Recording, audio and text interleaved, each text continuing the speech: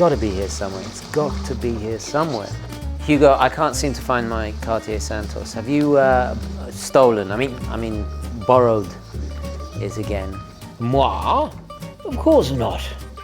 I do recall having my people return that lovely little Santos to your, well, non-existent people.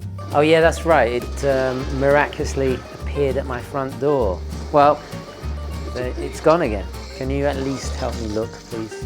Dreadfully sorry, old chap, but I'm frightfully busy at the moment. Fine, I'll look for them myself.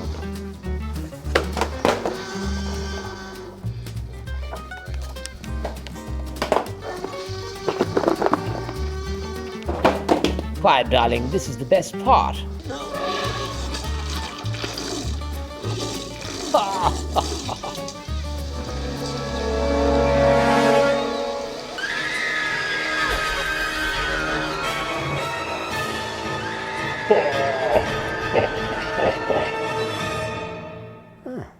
It's not too bad. Okay, hi guys, and welcome to the show. So much has changed in the watch world since the start of the channel. Most of all, in my opinion, is the entry level as prices continue to rise. But one thing has remained the same, the affordability of the Invicta Pro Diver. Well, today I revisit this watch and share 9 reasons why it's still one of the best automatic watches to buy under $100 in 2022.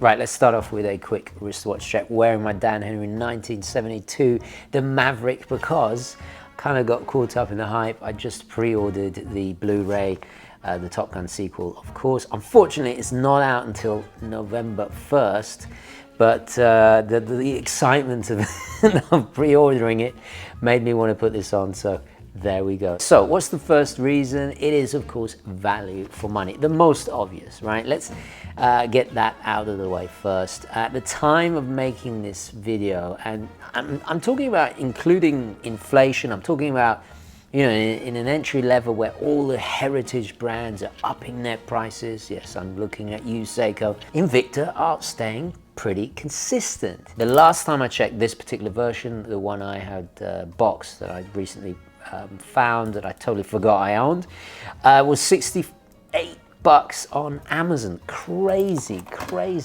So that's the black aluminium bezel insert and just standard black dial, automatic, right? Now, it does fluctuate depending on availability, so that is something you want to take into consideration. I checked again earlier this morning, it had gone up to 112, then it went back down a few days ago. You know, it fluctuates. It's almost too good to be true, right?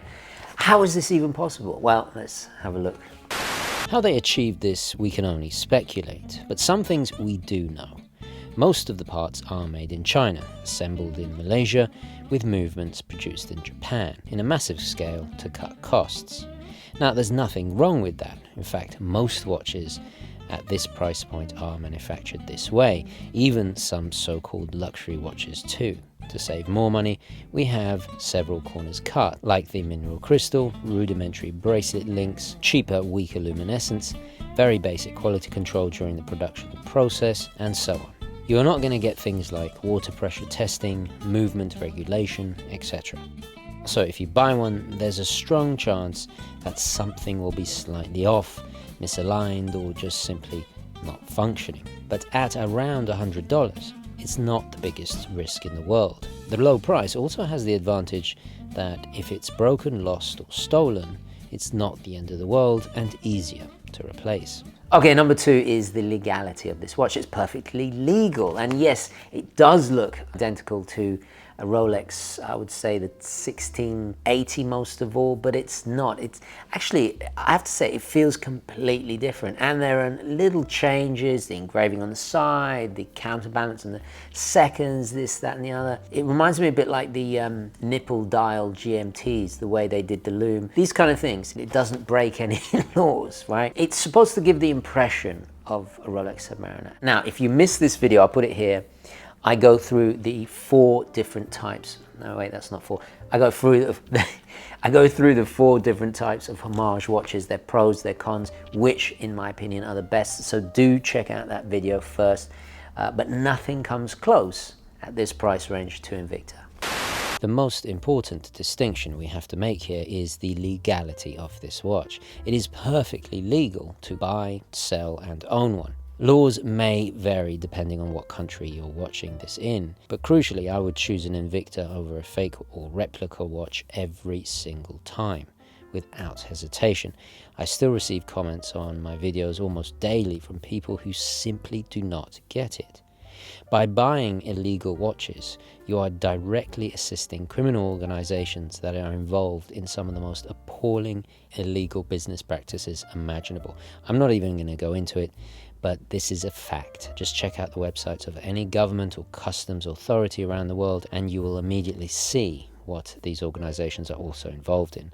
Not to mention the disingenuous nature of owning a fake, making the wearer of a fake watch look questionable.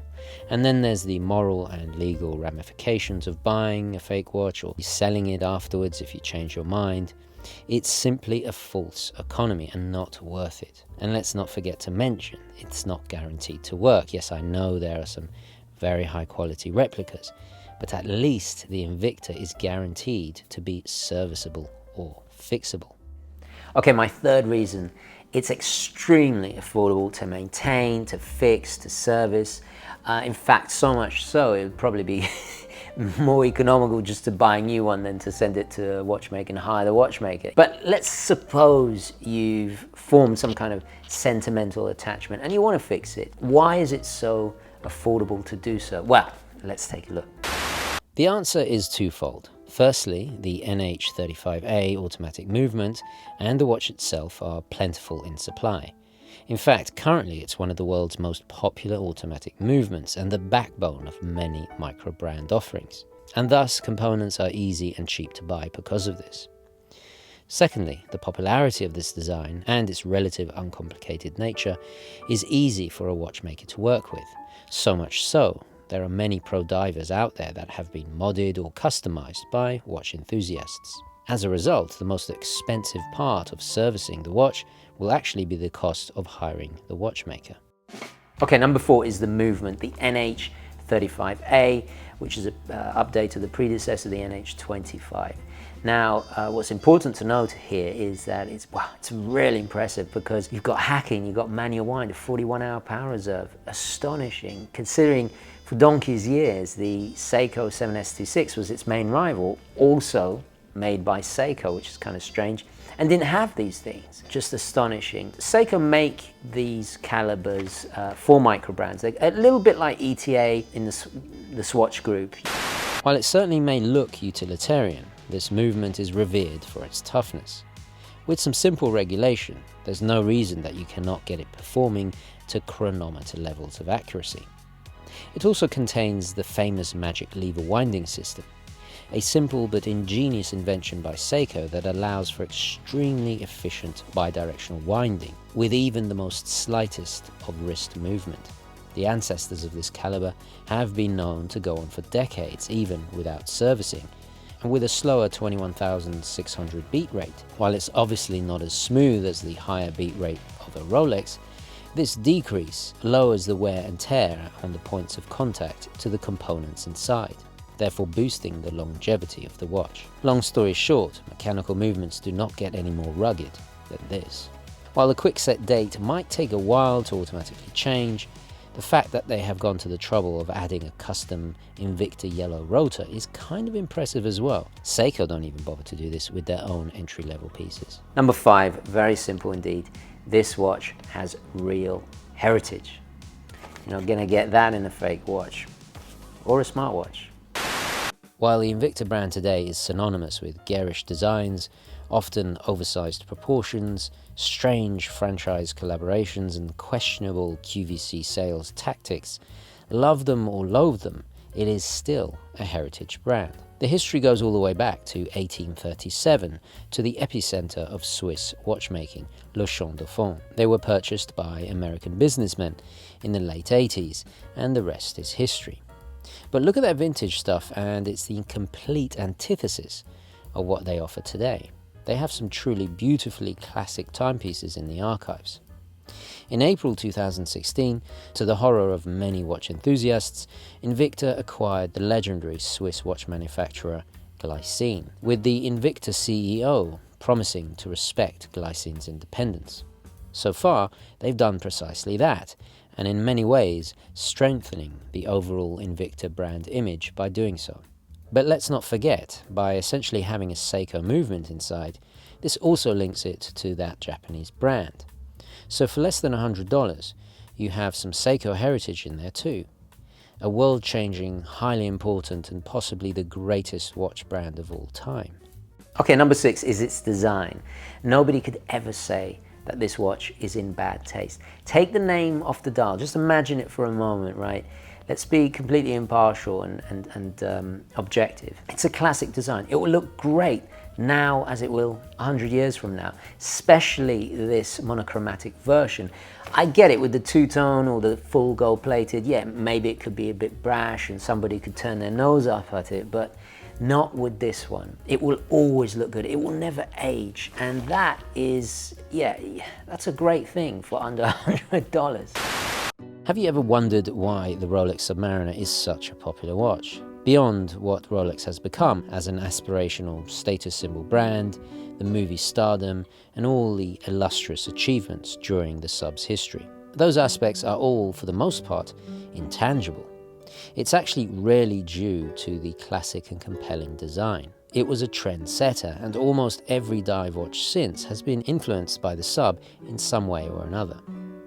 Arguably, the first commercially available true diver watch was the Blancpain 50 Fathoms, that was first released only a year earlier than the sub in 1953. Even though production and testing commenced in 1953, the first models of the sub would not officially debut until the 1954 Basel World. The already vastly larger manufacturing might and marketing genius of Rolex propelled the watch far more successfully than Blancpain could ever compete with.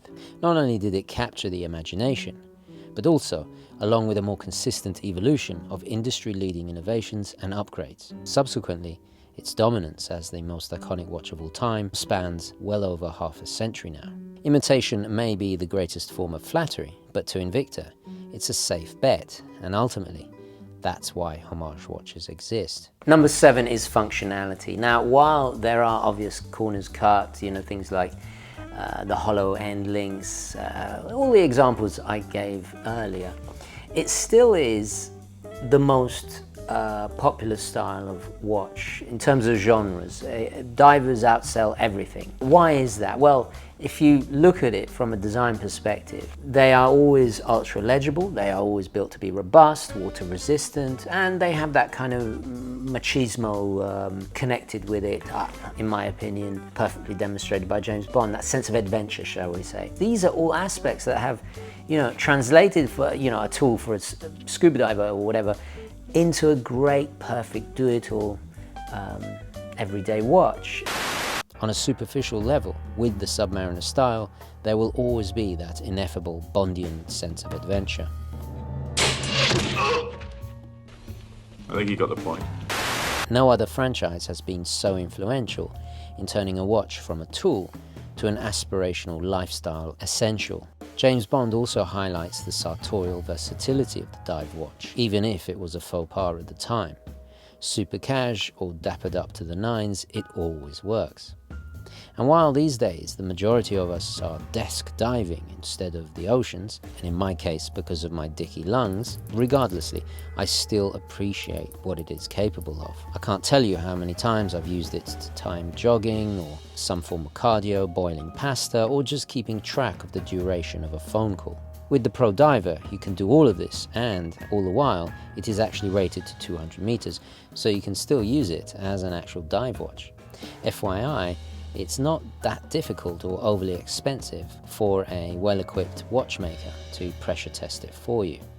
And not to mention, most astonishingly of all, it has one of the best 120-click unidirectional bezels I have ever felt on a watch under several $1,000s. But then again, maybe it's luck of the draw. Okay, number 8 is the watch will last a lifetime. If well maintained, there's no reason it can't.